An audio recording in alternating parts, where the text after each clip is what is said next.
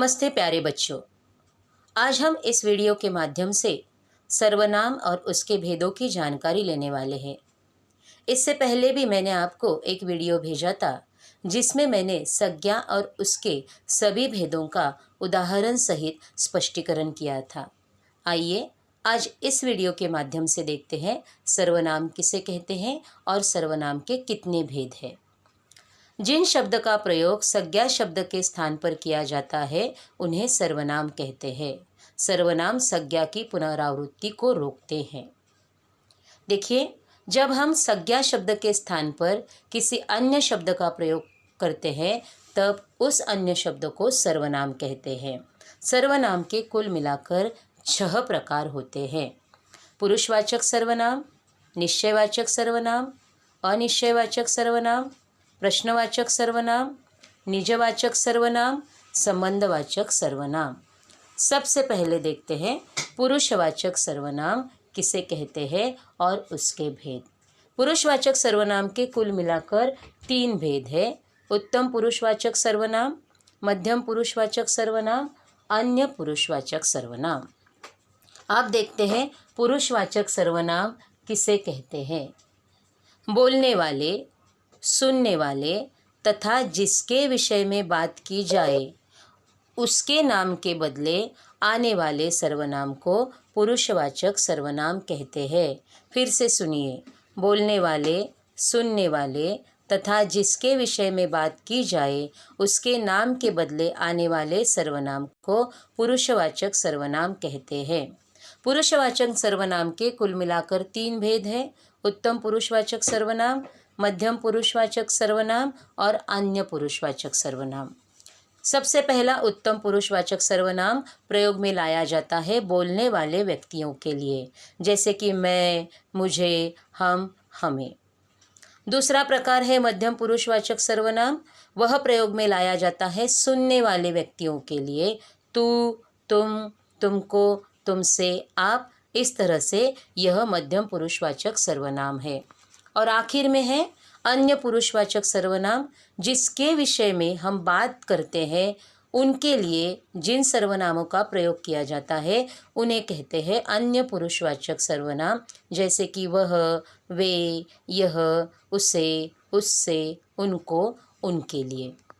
अब देखिए कुछ वाक्य देखते हैं ताकि आप आसानी से पुरुषवाचक सर्वनाम के सभी भेदों को जान सके। मैं प्रतिदिन प्रातः टहलता हूँ। तुम पढ़ाई करो। वह मेरा मित्र है। आप कैसे हैं? तुमसे अच्छा कौन है? अब इन्हीं 5 वाक्यों में मैं, तुम, वह, आप, तुमसे, फिर से देखिए, मैं, तुम, वह, आप, तुमसे, यह सारे पुरुषवाचक सर्वनाम है। अब सर्वनाम का दूसरा प्रकार हम देखते हैं निश्चयवाचक सर्वनाम। जिस शब्द से किसी निश्चित वस्तु, व्यक्ति या स्थान का बोध होता है उसे निश्चयवाचक सर्वनाम कहते हैं। फिर से देखिए, जिस शब्द से किसी निश्चित वस्तु, व्यक्ति या स्थान का बोध होता है उसे निश्चयवाचक सर्वनाम कहते हैं। जैसे यह अंशु का घर है, तुम्हारा कोट वह है, वही राम है। यहाँ पर यह, वह, वही, यह सारे निश्चयवाचक सर्वनाम है क्योंकि ये किसी निश्चित व्यक्ति, वस्तु या स्थान का बोध हमें कराते हैं। अब देखते हैं सर्वनाम का तीसरा प्रकार अनिश्चयवाचक सर्वनाम। जहाँ पर निश्चयवाचक सर्वनाम में हमें किसी निश्चित वस्तु, व्यक्ति या स्थान का बोध होता है, वहीं पर अनिश्चय सर्वनाम में हमें किसी भी निश्चित वस्तु, व्यक्ति या स्थान का बोध नहीं होता है, इसीलिए उसे अनिश्चयवाचक सर्वनाम कहते हैं। जैसे कि कोई, कुछ, यह अनिश्चयवाचक सर्वनाम है। अब देखते हैं कुछ उदाहरण अनिश्चयवाचक सर्वनाम के। दरवाजे पर कोई है। माँ कुछ खाने को दो। अब कोई तो होगा, निश्चित कौन है वो हम बता नहीं सकते, इसीलिए अनिश्चयवाचक सर्वनाम का यहाँ पर प्रयोग किया है। माँ कुछ खाने को दो। कुछ मतलब कुछ भी हो सकता है, कुछ भी खाने की चीज़ की यहाँ पर मांग की है। हम निश्चित तौर पर खाने की चीज़ का नाम नहीं बता सकते, इसीलिए उसे अनिश्चयवाचक सर्वनाम कहते हैं। इस तरह से इन दोनों वाक्यों में कोई और कुछ अनिश्चयवाचक सर्वनाम है। अब सर्वनाम का चौथा प्रकार प्रश्नवाचक सर्वनाम। जिस सर्वनाम शब्द द्वारा किसी के बारे में प्रश्न किया जाए उसे प्रश्नवाचक सर्वनाम कहते हैं। जैसे कि कौन, कहा, किसने, क्या, यह सारे प्रश्नवाचक सर्वनाम है। आइए इसके उदाहरण देखते हैं।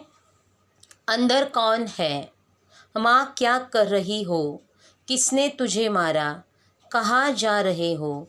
यहाँ पर कौन, क्या, किसने, कहा, यह सारे प्रश्नवाचक सर्वनाम के उदाहरण हैं। यह सारे प्रश्नवाचक सर्वनाम है। अब देखिए पांचवा प्रकार निजवाचक सर्वनाम।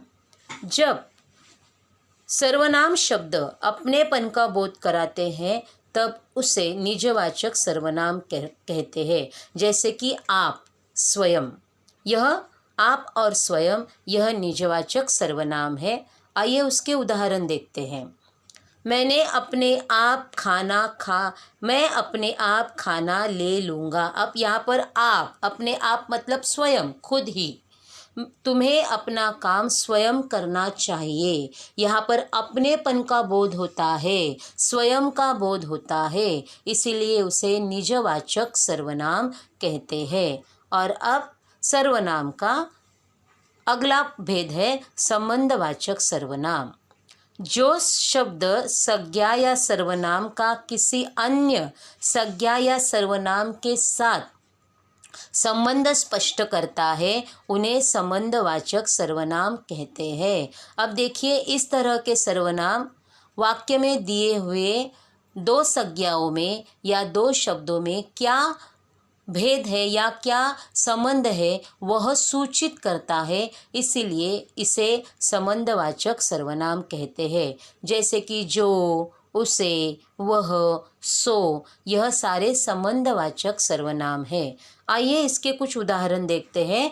जैसे कि देखिए, जो जीतेगा उसे इनाम मिलेगा, जो जैसा करेगा वह वैसा भरेगा, जैसी करनी वैसी भरनी।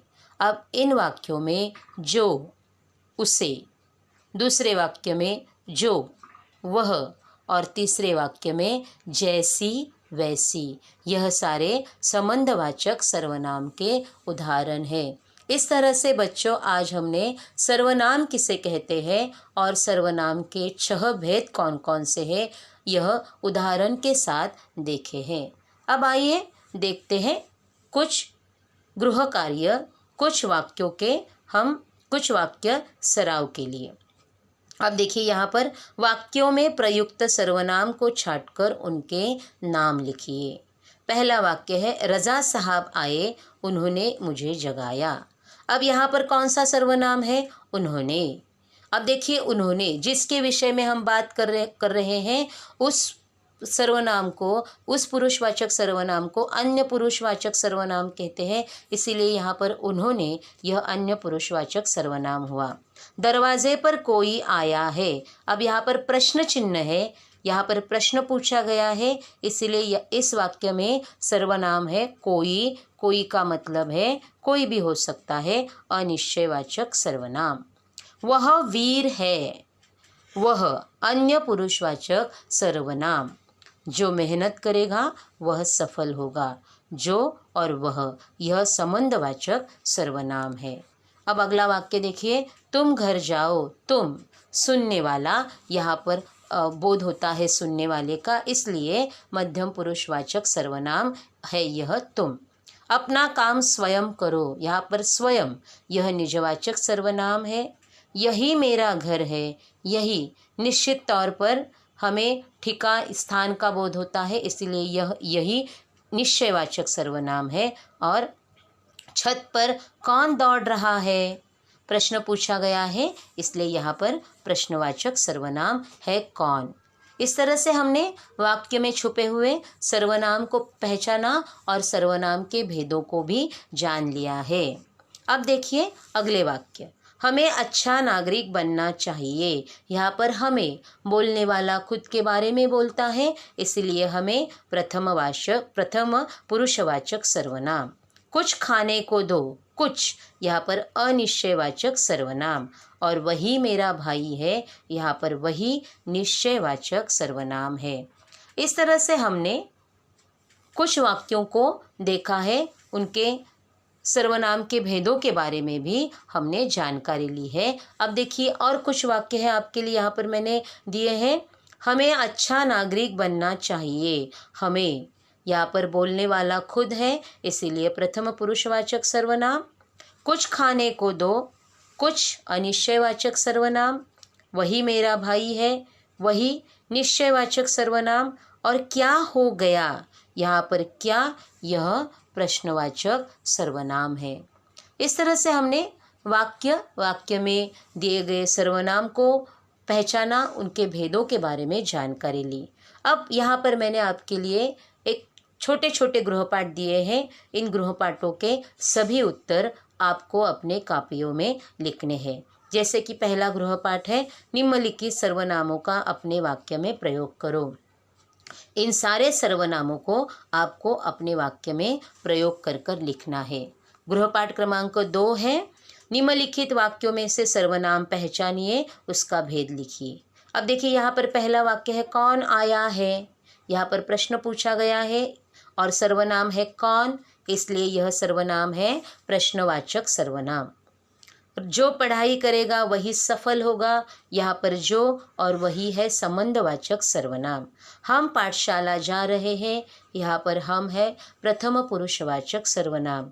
शायद कोई आया है, यह है अनिश्चयवाचक सर्वनाम। और वह मेरा घर है, यह है निश्चयवाचक सर्वनाम। गृहपाठ क्रमांक 3 है आपके लिए दिया हुआ, सर्वनाम किसे कहते हैं लिखिए और सर्वनाम के भेदों के बारे में जानकारी दीजिए। सर्वनाम के भेद लिखिए। इस तरह से छात्रों, आज हमने सर्वनाम किसे कहते हैं, सर्वनाम के भेद कौन कौन से हैं, उदाहरण सहित हमने सर्वनाम के सभी भेदों के बारे में जानकारी ली है। मैंने आपको इस सर्वनाम के भेदों पर आधारित कुछ छोटे गृहपाठ भी दिए हैं। आपको उन सारे गृहपाठों के उत्तर लिखने हैं। आशा है आपको यह वीडियो पसंद आया होगा। धन्यवाद।